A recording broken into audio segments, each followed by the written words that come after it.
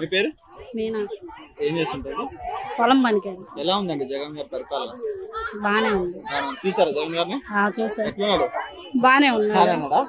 అన్ని అందిస్తున్నాడా పథకాలు? మీరు అన్ని పథకాలు అందుతున్నాయా? ఏమేమి అందినాయి మీకు?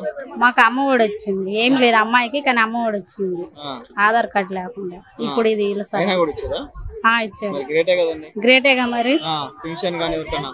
పింఛన్ ఏం లేదు, మా ఇంట్లో ఎవరు లేరు. మళ్ళీ గెలుస్తారా? ఓటేస్తారా మరి మీరు? మహిళలందరూ వేస్తారా ఓటు? వేస్తాం. మీ పేరు? నా పేరు శ్రీనివాసరావు. ఏం చేస్తుంటావు? వ్యవసాయం పని చేస్తా. వ్యవసాయం బానే ఉంది. ఉందా? జగన్ పరిపాలన ఎట్టుందా? బానే ఉంది. గెలుస్తాడా మళ్ళా? ఏం చేసిండు నీకు? నీకేం చేసిండు? బాగానే పనులు చేస్తాను కదా. బానే ఏం పనులు అంటున్నా? అన్ని చేస్తుండ్రు. పలాని మనకే రైతు భరోసా చేయలేదు ఇంకా. అదే పోయినసారి ఎప్పుడు మామూలు చేస్తున్నాడు రైతుకి 12,000 సంవత్సరానికి. పెన్షన్లే బాగానే ఇస్తున్నాడు. ఊర్లో అందరికి ఇస్తారా? వైసీపీలకి అందరికి ఇస్తాడు. ఇళ్ల పట్టాలు కానీ అన్ని ఇస్తున్నాడు. నమస్తే, నా పేరు చేజల సురేష్ అండి. ఏం చేస్తుంటా? నేను రియల్ ఎస్టేట్ చేస్తుంటాను. స్థలాల వ్యాపారం కమిషన్ కి చేస్తా ఉంటా. ఎట్లుంది? నేను ఒంగోలు అండి. నేను ఎట్లుంది రాజకీయం అంటున్నా? రాజకీయం ఇంకేమంటే బాగుంది. ఇప్పుడు చూస్తున్నారు కదా మీరు రాజకీయం ఎలా ఉందనేది. మేము ఎక్స్పెక్ట్ చేసింది ఏంటంటే 50,000 మంది వస్తారనుకున్నాం. ఇక్కడికి వస్తే 1,00,000 చిల్లర కనపడుతున్నారు. ఎటు చూసిన ఆడవాళ్ళు కనపడుతున్నారు. అది 80-90% కనపడుతున్నారు. మగవాళ్ళే తక్కువ కనపడుతున్నారు. ఆడవాళ్ళందరూ రెడీగా ఉన్నట్టుగా అనిపిస్తుంది నాకు ఇది ప్రాంతం చూస్తుంటే. అంతే. 50,000 మంది వస్తారనుకున్నా, ఇక్కడ 1,00,000 పైనే కనపడుతున్నారు. అది కూడా 80-90% ఆ మహిళలే కనపడుతున్నారు. అంటే వీళ్ళు చాలా రెడీగా ఉన్నారని అర్థమవుతుంది. డబ్బులు ఇచ్చారని ఏమన్నా ఒక్కరిని పిలిచి చెప్పించండి. డబ్బులు ఇచ్చే పార్టీలు వేరుగా ఉంటాయండి. అవి రేపు వస్తాయి. వాళ్ళు పాపం వాళ్ళు యుద్ధంలో ఉన్నారు. వాళ్ళు పాపం ఎవరు యుద్ధం ఎక్కడ చేసుకోవాలి? హైదరాబాద్ లోనా, ఢిల్లీలోనా? అదే సంసిద్ధం అంటే వాళ్ళు యొక్క ఎవరు సీట్లు తీసుకోవాలి, ఎవరికి ఇవ్వాలి, ఎవరికి ఇవ్వకూడదు అని చెప్పి ఆ సంసిద్ధంలో ఉన్నారు. కానీ పాపం ఈ యుద్ధంలో లేరు వాళ్ళు. ఈ యుద్ధం అంతా వాళ్ళు తేల్చుకునే లోపల ఎలక్షన్ అయిపోయింది. అంతే కదా. సీట్లు ఇస్తే కదా, నుంచుంటే కదా గెలిచేది. ఆ సీట్లు ఇచ్చుకునే దాంట్లో వాళ్ళు డిస్టర్బెన్స్ అయిపోయి ఉంటే వాళ్ళు పాపం ఏడ గెలుస్తారు చెప్పండి? ఏం గెలుస్తారు? చంద్రబాబు నాయుడు ఆవిడే చెప్తుంది కదా నేను నుంచుంటానని. గెలుస్తారు లేదు వాళ్ళు డిసైడ్ చేసుకోవాలా? కామెడీకి అని చెప్పనేసి ఎవరి పాటికి వాళ్ళు అనుకుంటే ఎట్లా కుదిరిద్ది అంటే ఆమె ఏమన్నా బయట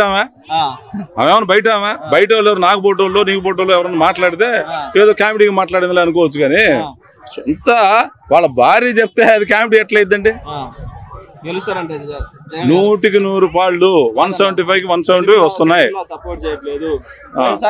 చాలా సపోర్ట్ జగన్ అన్న బాణం మాదిరి తిరిగింది. ఆ విషయంలో కూడా చంద్రబాబు నాయుడు తిట్టినప్పుడు కానీ పవన్ కళ్యాణ్ కొన్ని మాట్లాడినా కూడా పడ్డది అన్న కోసం.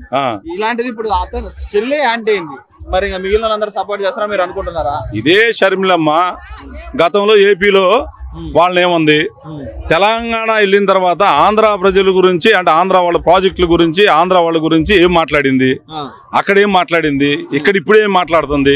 ఏమంటే షర్మిలమ్మ ఒక్కతే కాదుగా చదువుకుంది. ఇక్కడికి వచ్చిన దాదాపుగా ఉన్నటువంటి మహిళలు చాలా మంది చదువుకుని ఉన్నారుగా. 90% చదువుకున్న మహిళలకు అర్థం కాదా? అంతకుముందు తెలంగాణలో ఆమె ఏం చెప్పింది, ఆంధ్రాలో ఏం చెప్పింది వాళ్ళు తెలుసుకోలేని పరిస్థితిలో ఉన్నారా? లేరు కదా. చదువుకున్నాడు ఎవరు? చంద్రబాబు జగన్ కోటేరు అంటారు. చదువుకున్నాడు ఎందుకు ఓటేరండి? అసలు చదువుకి అదేనండి, చదువుకి ఎంకరేజ్ చేశాడు కాబట్టి ఎయిరా.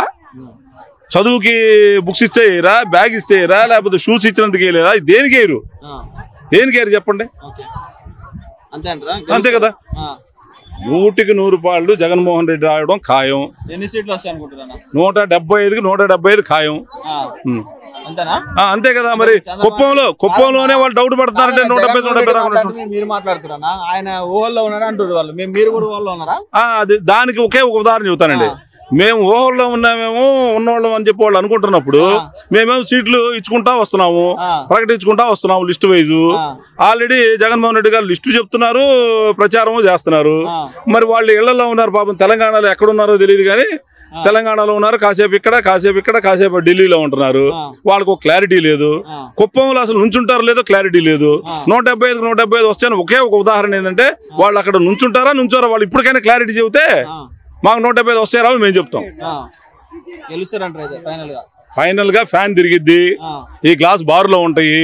ఇది మాత్రం కన్ఫాము. సైకిల్ గురించి చెప్పేది లేదు, ఎప్పుడు బయటే ఉంటది. అది బయటే ఉంటది కాబట్టి ప్రతిసారి ప్రతి ఎలక్షన్లకి ఒకటే మని పొత్తులు అసలు ఆ పొత్తుకనే అర్థం కూడా పోయింది. నెక్స్ట్ జనాలు భయపడుతున్నారు. పొత్తు అంటే ఎవరితో పెట్టుకుంటాడో తెలియదు. ఇంకా నయం ప్రజలు ఆంధ్రప్రదేశ్ ప్రజల్లో ఉన్న వాళ్ళకి ఒక 50 పార్టీలు ఉంటే 50తో పెట్టుకునేవాళ్ళు. ఇప్పుడైతే మరి ఆ పరిస్థితి లేదు కాబట్టి పాపం ఉన్న పార్టీలతో అడ్జస్ట్ అవుతున్నారు. అంతే కదా, కలుపుకోకుండా ఎట్టుంటారు? ఇప్పుడు ఎవరిని కాదంటాం, వాడిని కాదంటామా, ఇది కాదంటాం అనే పొజిషన్ లో ఉన్నప్పుడు కలుపుకుంటారు, సహజం.